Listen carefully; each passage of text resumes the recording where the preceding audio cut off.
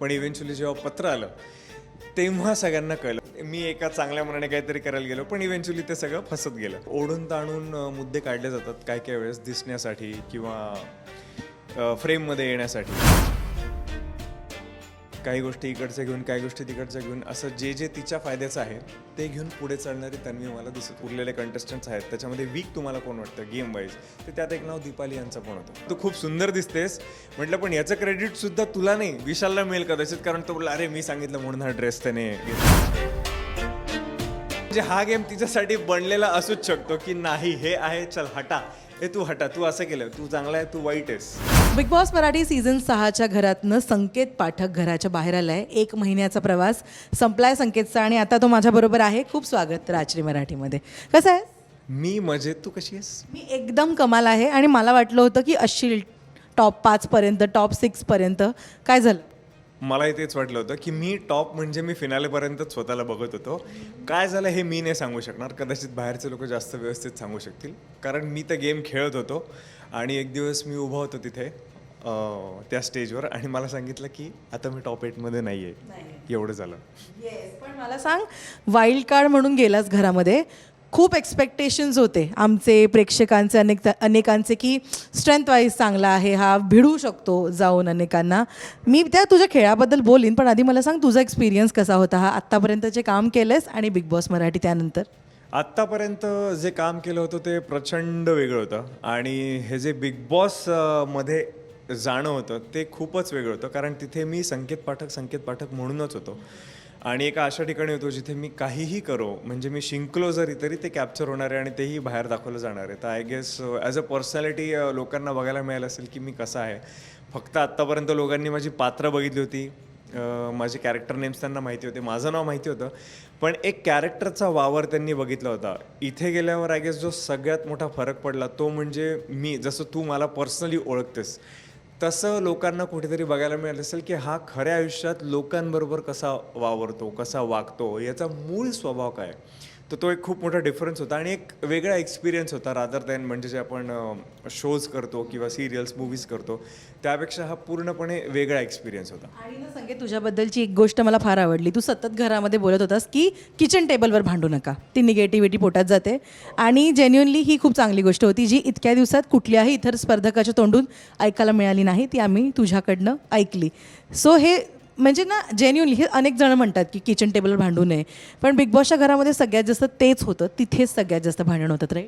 Right, कारण I think कुठेतरी आहे ना ते त्यांनी एक सेट केलेलं आहे का डोक्यात बॅक ऑफ द माइंड असतं, तिकडे एक निवांत वेळ असतो कदाचित की जेवण बनवता म्हणजे तुम्ही ॲक्टिव्हिटी पण करत आहात आणि तुम्ही बोलत पण आहात. एखादा मुद्दा आहे तो त्याच्यावर तुम्ही बोलता पण आहात, बोलण्यापर्यंत ठीक आहे, पण जेव्हा ती गोष्ट भांडणावर जाते तेव्हा ती जी एनर्जी असते, इव्हेंच्युअली तुम्ही बनवतायत स्वयंपाक सगळ्यांसाठी 10 जणांसाठी, तीच भांडणाची एनर्जी किंवा जो वाद आहे त्याची एनर्जी जेवणात जाते आणि त्याच एनर्जीमध्ये लोक बसून तिकडे जेवतायत. म्हणजे असं एक घास करतो, नाही मी असं नाही केलं, मी तसं नाही केलं, आणि तुमच्या तोंडातून जे काही अपशब्द नाही म्हणू शकत आपण, शिव्या नाही म्हणू शकत, पण ती जी नेगेटिव्हिटी निघते दुसऱ्याबद्दल किंवा त्या मुद्द्याबद्दल, ती ओव्हरऑल तुम्ही ग्रहण करत आहात, तेच तुमच्या पोटात जाणार, तसेच तुम्ही वागणार, तसेच तुमचे विचार होणार. आणि मी पहिल्यापासून क्लिअर आहे की जर जे मी पहिलेही बोललो होतो की जर आत गेल्यावर एक गोष्ट चेंज करणार ते वाईब.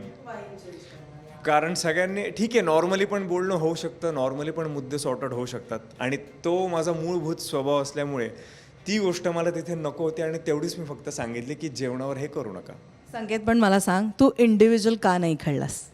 असं खरंच खूप लोकांना वाटतंय, असं भावनाही वाटलं की मी इंडिव्हिज्युअल नाही खेळलो, पण तसं बघायला गेलं तर माझा प्रवास हा ओरिजिनलीच इंडिव्हिज्युअल होता. कारण मला नाही वाटत जो पल्ला मी गाठायचा प्रयत्न केला 4 आठवड्यांमध्ये की मी गेलो, मी कॅप्टन बनायचा प्रयत्न केला, मी नाही झालो, त्याच आठवड्यात मी नॉमिनेट पण झालो, नॉमिनेट झाल्यानंतर मी कमबॅक केला, मी टास्क खेळले, उमेदवारी मिळवली, कॅप्टन झालो, कॅप्टन्सीमुळे मला इम्युनिटी मिळाली दुसऱ्याच आठवड्यात, ते मी पुढे कॅरी फॉरवर्ड केलं, परत मी नॉमिनेट झालो, तिथून मी बाहेर पडायचा प्रयत्न केला. आय गेस जर मी इंडिव्हिज्युअल खेळत नसतो तर मी कुठेतरी एखाद्या सेफ झोनमध्ये असतो, एखादा ग्रुप पकडून बसलो असतो आणि मग असं आम्ही सगळे फिनाले मध्ये असणार असं कुठेतरी मी दिसलो असतो. का एपिसोड बघितलेस का बाहेर येऊन? नाही, मी आत्ताच बाहेर आलो आहे. दिसत होतं बाहेर की विशालच्या सांगण्यावरनं तू बऱ्यापैकी खेळतोयस आणि तू एक प्रकारे त्या ग्रुपला जॉईन झालायस आणि ना हे दिसलं प्रकर्षाने बाहेर. मे बी तुला ते वाटत नसेल पण ते दिसत होतं आणि बाहेरच्यांचं असं झालं की अरे इतका स्ट्रॉंग कंटेंडर आतमध्ये गेलाय तर ह्याने ह्याची इंडिव्हिज्युअल आयडेंटिटी का नाही जपली. तर जेन्युअनली त्या ग्रुपचा भाग होऊन तू खेळत होतास किंवा विशाल जे सांगतोय त्या प्रकारे तू खेळत होतास सांग. याच्यावर स्ट्रेट फॉरवर्ड बोलायचं झालं तर दिसतं तसं नसतं म्हणूनच जग फसतं. ह्या केसमध्ये कदाचित मी फसलो, कारण जे दिसलं तसं डेफिनेटली काही नाही आहे. मी माझाच गेम खेळायचा प्रयत्न करत होतो आणि जे थॉट्स आहेत ते माझे इंडिव्हिज्युअलच थॉट होते. पण दिसताना आता ते तसे दिसले की विशालचा स्वभाव तसा असल्यामुळे आणि तो कदाचित माझ्या पाठीमागे त्या सगळ्या गोष्टी बोलत असेल त्याचा गेम इम्प्रूव्ह करण्यासाठी मे बी. पण इव्हेंच्युअली मी स्वतःच्याच ह्याच्यावर कॅप्टन झालो असं म्हणू शकतो. चुगली पण ऐकवली होती ना. चुगली पण ऐकवली होती, त्याच्यावर क्लॅरिटी पण घेतली होती आणि ती चुगली ज्या तिसऱ्या आठवड्यात ऐकवली त्याच्यावर क्लॅरिटी केली घेतली पण. तो बोलला सुद्धा की हे असं नाही, त्याच्यावर त्याने जस्टिफिकेशन पण दिलं. त्याच्यावर त्याने हेही सांगितलं की माझी प्रायोरिटी तूच राहणार आहे, तूच असणार आहे. आणि जे काय झालं ते काही गोष्टींसाठी तो सॉरी बोलला, अपफ्रंटली सगळ्यांसमोर सॉरी बोलला. तो असं एकट्यात वगैरे असं काही नाही केलेलं आहे. ते दिसलं नाही दिसलं मला माहिती नाही, म्हणून मी बोललो की दिसतं तसं नसतं म्हणूनच जग फसतं. ह्या केसमध्ये फक्त मी फसलो एवढंच झालेलं आहे. कारण मी गेम जर तसा नसतं तर कदाचित मी दुसऱ्याच आठवड्यात कॅप्टन झालोही नसतो. कदाचित तेवढी पॉवर माझ्याकडे नसते ही की मी स्ट्राईव्ह करू शकेल. कारण प्रत्येक कॅप्टन्सी टास्कमध्ये मी होतो एंडपर्यंत, अगदी भ्रमाचा भोपळा फुटेपर्यंत मी लास्ट कंटेंडर होतो. जर तसा इंडिव्हिज्युअल गेम मी खेळत नसतो तर विशालला सोडून तिथे तन्वीच्या बाजूला मी उभा नसतो, कदाचित दुसरं कोणीतरी उभं असतं. सुरुवातच म्हणजे संकेत तू घरात गेल्यानंतर काही दिवस सगळे छान होते, देन मग ती ठिणगी पडली तुझ्या लग्नाच्या विषयावरनं. लग्न झालंय सांगितलं नाही आणि राखीने त्याच्यावरनं खूपच राडा केला. तर तो जाणीवपूर्वक घेतलेला डिसिजन होता की आपण नको सांगूयात आपल्या पर्सनल लाईफबद्दल. ते डिसिजन जाणीवपूर्वक होतं की मला माझ्या पर्सनल लाईफबद्दल काही बोलायचं नाही. पण इव्हेंच्युअली जेव्हा पत्र आलं तेव्हा सगळ्यांना कळलं. जर ते पत्र आलं नसतं तर मी तसाही विषय काढला नसता, कारण त्याचा रेलिव्हन्स नाही तिथे. त्या शोमध्ये मी माझ्या पर्सनल लाईफमध्ये काय आहे किंवा काय करतो त्याचा रेलिव्हन्स नाही. बट इव्हेंच्युअली ते पत्र आल्यामुळे मग तिथून तो विषय सुरू झाला की ते पत्नीकडून. ते पत्र वाचलं सुद्धा नव्हतं, ते श्रेड झालं होतं पत्र, पण तरी फक्त ते ऐकायचं की पत्नीकडून म्हणजे तू मॅरिड आहे. मग त्याच्यावरून तो मुद्दा हे झाला आणि मग कोणाचं काही होतं. मी एका चांगल्या मनाने काहीतरी करायला गेलो पण इव्हेंच्युअली ते सगळं फसत गेलं, एवढंच झालं. पण हो, ती गोष्ट जाणीवपूर्वक करण्यात आलेली माझ्याकडून की माझ्या पर्सनल लाईफबद्दल मला तिथे काही बोलायचं नाही आहे, कारण रेलिव्हन्स नाही आहे. आणि ना आत्ता ना दिसतंय की जसजसा शो पुढे जातोय किंवा सरप्रायझिंग एविक्शन्स होत आहेत ना, जाणून बुजून मुद्दे काढले जात आहेत, वाद वाढवले जात आहेत आणि ना कुठेतरी खेळ त्या मानाने ना इतका दिसत नाही आहे. आत्ता आपण बघतोय. मला सांग, आम्ही तर 1 तासच बघतो, तू 24 तास तिथे राहून आला आहेस 1 महिन्यांसाठी. तुला संकेत आत्ता कुठेतरी असं वाटतं की काही स्पर्धकांकडनं ओढून ताणून मुद्दे काढले जातात आणि वाद वाढवले. हो, मला असं वाटतं, कारण बरेचसे स्पर्धक असे आहेत जे काही नाही करत आणि तरी ते खेळत आहेत. त्यांचा गेम असेल नसेल मला नाही माहिती, आणि गेम म्हणजे काय विचारल्यावर तर त्यांच्याकडे कदाचित उत्तर नसतील. पण हो, ओढून ताणून मुद्दे काढले जातात काही काही वेळेस दिसण्यासाठी किंवा फ्रेममध्ये येण्यासाठी. त्यामुळे असं डेफिनेटली होतं आहे आणि आय गेस ते होत राहील एका पॉईंटपर्यंत. आणि ना आत्तापर्यंत या आधी घराबाहेर जेवढे स्पर्धक आले संकेत, प्रत्येकाने ना तन्वीबद्दल त्यांची मतं मांडली की ती मुद्दामून वादामध्ये उडी घेते किंवा तिचं वागणं जे टी व्हीवर दिसतं त्याच्यापेक्षा घरामध्ये खूप वेगळं आहे. मला तुझ्याकडनं ऐकून घ्यायला आवडेल. मी ॲक्च्युली प्रेस कॉन्फरन्समध्ये हा प्रश्न विचारणार होते, पण तू आहेस तर मी तुला विचारते. मला सांग, काय वागणं आहे नेमकं तिचं? आत्तापर्यंत अनेकांनी सांगितलं आहे, सो काय आहे नेमकं? जितका वेळ मी आतमध्ये होतो आय गेस तन्वी शांत होती. जिथे मुद्द्यांबद्दल बोलायचं म्हटलं तर ती जिथे तिला मुद्दा दिसतोय किंवा तिने त्याच्यामध्ये आलं पाहिजे तर ती त्याच्यामध्ये येत होती. आय गेस ती प्रत्येकच मुद्द्यामध्ये तिची टिप्पणी देते किंवा तिला जे काय बोलायचं असेल, मग तो मुद्दा कुठलाही असो, अगदी फार विनाकारण फाटलेला पॅन्टचा असो किंवा काही पर्सनल गोष्टीवरून वाढलेला वाद असो, ती त्याच्यामध्ये येते. आणि आय गेस ती तेवढ्यापुरता तेवढं येते. तो तिचा गेम असावा कदाचित, की तिने सुरुवातीला ती काही वेगळी होती, पण जितके मी 4 आठवडे त्या घरामध्ये होतो ती एक वेगळी तन्वी होती, शांत, हळूहळू वर तिचा रस्ता क्रीप करणारी, काही गोष्टी इकडच्या घेऊन काही गोष्टी तिकडच्या घेऊन, असं जे जे तिच्या फायद्याचं आहे ते घेऊन पुढे चालणारी तन्वी मला दिसत होती. आणि तू आता त्या पॅन्ट फाडण्याचा मुद्दा केलास की आम्ही बाहेर बघितलं ती पॅन्ट राखीनेच फाडली आहे तिची. ओके.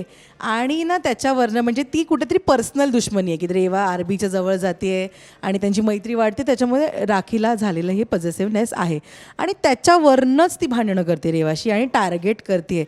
तुला यावर तुझं काय मत मांडायला आवडेल? तू तर बघतोयस हे डोळ्यांनी की हे जाणीव बुजून केलेलं टार्गेट आहे, म्हणजे खेळ राहायला बाजूला हे पर्सनल मुद्द्यावरनं टार्गेट केलं. आय गेस त्याचे मल्टीफोल्ड अझम्पशन्स असू शकतात की ते जाणीवपूर्वक केलं गेलं आहे. आता जसं तुम्ही सांगितलं की तुम्हाला बाहेर सगळ्यांना माहितीच होतं, तर आणि ती गोष्ट अशी की कदाचित ती राखीच करू शकते. तर आता हे जाणून बुजून केलं गेलं हे माहिती आहे, पण मग हे जाणून बुजून का केलं गेलेलं आहे? गेम पाडण्यासाठी का गेम वर करण्यासाठी? मल्टिपल अझम्पशन्स ज्याला मी बोललो, ही खूपच आतली गोष्ट आहे की नक्कीच हे एका स्पेसिफिक व्यक्तीबरोबर वारंवार का केलं जातं आहे? स्वतः दिसण्यासाठी का दुसऱ्याला दाखवण्यासाठी? कोणाचा गेम अप केला जातो आहे, कोणाचा दाबला जातो आहे? असे मल्टिपल अझम्पशन्स आहेत. त्याच्यामुळे पॅन्ट तिने फाडली हे सगळ्यांना माहिती होतं, कदाचित जिची पॅन्ट फाटली तिलाही माहिती होतं, पण तो मुद्दा इतके दिवस टिकून राहिला. तो का टिकून राहिला हे आपण सगळेच तर्क लावू शकतो. तू आत्ता मग बोलताना म्हणाला होतास की आहेत असे काही खेळाडू जे खेळत नाही आहेत, ओके खेळत आहेत पण अजूनही घरात आहेत. ठीक आहे, खेळ म्हणजे काय तर जाऊच दे. तुला नाव घ्यायला आवडतील कोण आहे तसं? त्यातलं आय गेस एक होता ज्याला मी वारंवार नॉमिनेट केलं होतं, ज्याचं नाव होतं प्रभू. हो, त्यामुळे म्हणजे कुठेतरी माझं एक जजमेंट बरोबर होतं असं आपण म्हणू शकतो. आणि एक त्यातल्या त्यात मला पर्सनल रिझन्स मी देणार नाही, कारण म्हणजे पर्सनल रिझन्स म्हणजे इंजुरी वगैरे जसे असतात ते मी देणार नाही, कारण अगेन त्याचा रेलिव्हन्स तिथे नाही आहे, तो एक गेम आहे. पण ते बाजूला ठेवता कुठेतरी मला आरबी त्या बाबतीत म्हणजे राकेश जो आहे त्या बाबतीत हे वाटतो की खूप जितके मी टास्क खेळलो त्याच्यामध्ये तो तेवढा ॲक्टिव्ह नव्हता. मग तो बोलायचा टास्क असो किंवा फिजिकल टास्क असो, तर त्याच्यामध्ये कुठेतरी मला तो कमी वाटला आणि ते असून सुद्धा तो तिथे होता. त्यामुळे त्या हिशोबाने मला असं वाटतं की गेम तसा नाही आहे, काहीच नाही आहे. पण ते आहे आणि ही गोष्ट मी अपफ्रंटली मी त्यालाही सांगितली आहे. ती बाहेर आली नाही आली मला नाही माहिती, पण ही मी त्याला बोललो होतो. जे आमचे पत्रांचे हे झालेले कंप्लेंट्स होत्या त्याच्यामध्ये मी त्यालाच उद्देशून ही तक्रार केली होती की असं नाही आहे. तर त्या आरबी राकेशचं पण एक नाव आहे त्याच्यामध्ये प्रभूनंतर. दीपाली त्यातल्या एक होत्या, ज्या बेसिसवर मी त्यांना नॉमिनेट पण केलं होतं. जेव्हा जेव्हा मला विचारलं गेलं की जे उरलेले कंटेस्टंट्स आहेत त्याच्यामध्ये वीक तुम्हाला कोण वाटतं गेम वाईज, तर त्यात एक नाव दीपाली यांचं पण होतं. तर असे 2-3 प्लेयर्स आहे ज्यांची मी नावं घेतली. अगदी शेवटच्या टप्प्यामध्ये आला आहे संकेत खेळ. आता मला सांग तुझे टॉप 5 कोण आहेत? माझे टॉप 5 एक नाव त्याच्यात आता अनफॉर्च्युनेटली नाही आहे, जे माझं आहे. हो, कारण तसं झालं पाहिजे होतं खरं तर, पण आता ते नाही आहे, त्यामुळे तो विषय नाही इथे. अनुश्रीला मी कुठेतरी बघतो टॉप 5मध्ये. ज्या पद्धतीने ती खेळते, तिचा एक वेगळा माइंडसेट आहे, ती तशीच आहे ॲडमेंट आणि हे ते, म्हणजे तो प्लस पॉईंट आहे तिचा. कारण ती किती काय झालं पलटी मारते, काही लोक तिला बोलव, पण कुठेतरी ती एक अंडरडॉग राहून वर जाईल असं मला वाटतं माझ्या हिशोबाने, जितकं मी तिला ओळखलं आतमध्ये राहून. तन्वी एक वाटते, ज्या पद्धतीने ती क्रीप इन करते आहे, जे मी आत्ता एक्सप्लेन केलं थोड्या वेळापूर्वी. आणि विशाल असू शकतो. हे 3 लोक मला दिसतात. चौथा मी स्वतःला बघत होतो पण ते नाही. तर असे टॉप 5पैकी टॉप 3-4 जे माझ्या डोक्यात क्लिअरली आहेत ते त्यांची नावं मी घेतले. कारण मग बाकीचे जे उरलेले आहेत, रेवा, दीपाली, राकेश, सागर, त्यांच्याबद्दल मला एवढं अजून मी डायसी आहे की ह्यांच्यामधून कोण जाईल नेमकी टॉप 5मध्ये. पण हे जे 2-3-4 नावं मी सांगितली ती मला दिसतात टॉप 5मध्ये कुठेतरी. तुझ्या मते आत्ता कोण कोणाच्या इन्फ्लुएन्स खाली खेळत आहे? आम्ही बघतोय, आम्हाला दिसतंय की विशाल सांगतोय त्याप्रमाणे सागरदादा खेळतोय किंवा काटा ग्रुपमध्ये सुद्धा एकमेकांवर इन्फ्लुएन्स आहे. पण अगेन घरातलं चित्र अनेकदा वेगळं असतं. तुझ्या मते कोणाचा कोणावर इन्फ्लुएन्स सध्या घरात आहे? कोणाचा कोणावर इन्फ्लुएन्स नाही आहे घरामध्ये. ही ॲक्च्युली खूप महत्त्वाची गोष्ट मी सांगतो, कारण प्रत्येकजण स्ट्राईव्ह करतंय कितीही म्हटलं. आता ते माझ्यावर तो आरोप केला गेला किंवा मला सांगितलं गेलं की तू ह्याच्या इन्फ्लुएन्स खाली खेळतोय. ठीक आहे, मी तिथल्या इथे त्यांना बोललो की ओके मी ह्याच्यावर लगेच काम सुरू करेन आणि जे मी केलंही. पण कोणी तिथे कोणाच्या इन्फ्लुएन्स खाली नसू शकतं, कारण तो गेम ज्या प्रकारे डिझाईन्ड आहे तिथे इंडिव्हिज्युअल खेळणं खूप गरजेचं आहे. जरी 1-2 ग्रुप दिसत असतील तरी कुठे ना कुठे मला नाही वाटत प्रभूसुद्धा इन्फ्लुएन्स्ड असेल. एक्झाम्पल घेतलं तर ते काटा ग्रुप जे म्हटलं की तन्वी किंवा राकेशच्या म्हणण्यानुसार प्रभू चालत असेल, त्याचं बोलणं वेगळं आहे. म्हणजे हे मी माझ्या हिशोबाने बोलतोय. इन्फ्लुएन्स जर बाहेर तसं दिसत असेल की राकेशने हे सांगितलं म्हणून प्रभूने हे केलं, असं तर कुठे ऐकण्यात नाही आलं किंवा कुठे कोणी बघितलं नाही, कोणी सांगितलं नाही, किंवा तन्वीने हे सांगितलं म्हणून हे केलं. ती गोष्ट आय गेस इकडे विशालच्या बाबतीत खूप वेळा झाली की रुचिता ऐकत होती, हे झालं. संकेत त्याच्या इन्फ्लुएन्स खाली आहे. ती त्याची पर्सनॅलिटी आहे की तो प्रत्येक ठिकाणी स्वतःला ठेवतो, मी हे केलं, मी हे केलं, माझ्यामुळे हे झालं. जे मी पण सांगितलं अनुश्रीला, म्हटलं तू खूप सुंदर दिसतेस, म्हटलं पण याचं क्रेडिटसुद्धा तुला नाही, विशालला मिळेल कदाचित, कारण तो बोलला अरे मी सांगितलं म्हणून हा ड्रेस त्याने घेतला. त्यामुळे कोणी इन्फ्लुएन्स नाही, प्रत्येकजण स्वतःला प्रूव्ह करण्यासाठीच तिथे खेळते. कोण कसं काय कोणापासून इन्फ्लुएन्स होऊ शकतं. So it is as clear as that. आणि ना फॅमिली वीकमध्ये मला सुपर्णाचा प्रेझेन्स खूप आवडला घरामध्ये, किंवा ज्या प्रकारे तिने तिचे मुद्दे ठेवले ना ते मस्त होतं. तिने तुलाही बऱ्याच गोष्टी सांगितल्या संकेत, त्यातल्या तू किती फॉलो केल्या जरा सांग. आय गेस सगळ्या फॉलो केल्या. तिने मला सांगितलेलं की इंडिव्हिज्युअल गेम आहे हा, इंडिव्हिज्युअल खेळ, everything is fair in love and war. त्यामुळे कोणावर नाही विश्वास ठेवलास तरी चालणार आहे, रादर कोणावर विश्वास ठेवू नकोस. आणि ही गोष्ट तिने सांगितलं हे, पण त्याच्यातून जे घ्यायचं होतं ते मला कळलं. मी त्याच्यावर लगेच काम सुरू केलं आणि आय गेस लगेचच 1-2 दिवसातच ती आली होती. भाऊंनी सांगितल्यानंतर लगेचच ती आलेली 2 दिवसातच. त्यामुळे ती गोष्ट जास्त मला हिट झाली. डेफिनेटली ती जशी आहे ते सगळ्यात जास्त विश्वास तिच्यावरच मी ठेवणार, कारण तिने जेवढ्या क्लिअरली गोष्टी सांगितल्या मला नाही वाटत कुठल्या फॅमिली मेंबरने सांगितल्या असतील. हो, आणि तिचा प्रेझेन्स हा फक्त तुला मला नाही तर भाऊंना सुद्धा आवडला, सगळ्यांना आवडला, कारण ती मुळातच तशी. कुठेतरी बिग बॉस माझ्यापेक्षा जास्त तिने बघितलं असेल. ॲज अन आर्टिस्ट ती बिग बॉसमध्ये जाऊनसुद्धा आलेली आहे मागच्या सीझनला. त्यामुळे तिची पण जशी माझी एक वेगळी क्लॅरिटी ऑफ थॉट असते, तिचा एक वेगळा थॉट आहे आणि ते ती फॉलो करते. त्यामुळे डेफिनेटली ती आली, मला तिचा प्रेझेन्स आवडला. पण हे मी मान्यच करतो की जे आतले कंटेस्टंट्स आहेत त्यांच्यासहित सगळ्यांनाच ती जे बोलली, कारण असं रोखठोक कोणी कोणाला बोललं नाही की तू बॅकस्टेप केलं, तू हे चुकीचं केलंस. आणि आय गेस त्याला गट्स लागतंच. तो we know where she comes from and where I come from. तर डेफिनेटली अशी जर कोणाची हे असेल ती, हो म्हणजे हा गेम तिच्यासाठी बनलेला असूच शकतो की नाही हे आहे, चल हटा, तू हटा, तू असं केलं, तू चांगला आहे, तू वाईट आहेस. हा तिचा ॲटिट्यूड आहे पहिल्यापासून, कदाचित म्हणूनच आम्ही एकत्र आहोत. आता बाहेर आल्यावर काय बोलली ती? बाहेर आल्यावर बोलली वेलकम बॅक, आणि माझ्याकडे बघून असं स्माईल केलं. मी पण स्माईल केलं आणि त्याच्यात आमचं कम्युनिकेशन झालं. त्यामुळे तेच ती बोलली कसं वाटतंय, आर यू ओके. पहिली तिने माझी खुशाली विचारली की मेंटली मी ओके आहे का नाही, कारण आतल्या गोष्टी खरंच ड्रेन आउट करणाऱ्या असतात. मी तिला सांगितलं नो आय एम ओके. मी एक दिवस घेतला शांत बसायला आणि देन वी आर गुड नाव. पण संकेत, आजवर तू इतक्या वेगवेगळ्या भूमिका केल्या आहेस, बिग बॉस केला, आता खरं तर ना इकडनं आपली पर्सनॅलिटी पण बाहेर येते आणि एक वेगळ्या प्रकारची जर्नी अनेकदा सुरू होते, राईट? सो व्हॉट नेक्स्ट विचार केला आहेस आता? काय पुढे, आराम आहे का लगेच कामाला लागणार? नाही, आराम डेफिनेटली नाही. जसं तू विचारलंस की सुपर्णा काय बोलली आल्यावर, तिने तेच विचारलं. आरामाबद्दल तिने एक मात्र वेकेशनबद्दल ती बोलली नाही, आरामाबद्दल बोलली नाही. ती बोलली आता पुढच्या ज्या गोष्टी लाईनअप आहेत त्या कधीपासून एक्झिक्यूट करायला सुरुवात करतोयस, कारण मला गोष्टी करायला आवडतात. जसं जे मी करत आलो आजपर्यंत ते काम मला प्रचंड आवडतं, जे आहे ॲक्टिंग करणं, बिंग अन ॲक्टर. कॅमेराच्या समोर उभं राहणं, ज्या स्क्रिप्ट्स येतील किंवा जे काही मूवीज वगैरे मला करायच्या आहेत, ज्या माझ्या इच्छा आहेत, जिथे मी स्वतःला बघतो त्या डेफिनेटली, ज्या आता बिग बॉसमुळे कदाचित थोड्याशा थांबल्या होत्या, त्या मी पूर्ण करताना स्वतःला बघतो. मला मूवीज करायच्या आहेत, मी ते करणार आहे. मला जो हिरो मी आहे तो मी करताना स्वतःला बघतो. आणि संकेत, हा वाईल्ड कार्ड खूप छान होता, मजा आली बघताना तुला. थँक्यू सो मच आणि all the very best. Thank you so much. आणि डेफिनेटली जो होता है अच्छे के लिए होता है. आणि ज्या प्रकारे तू प्रश्न विचारलेस ते मला खरंच खूप आवडले. असे प्रश्न मला विचारत जा, मला उत्तर द्यायला आवडतं. थँक्यू.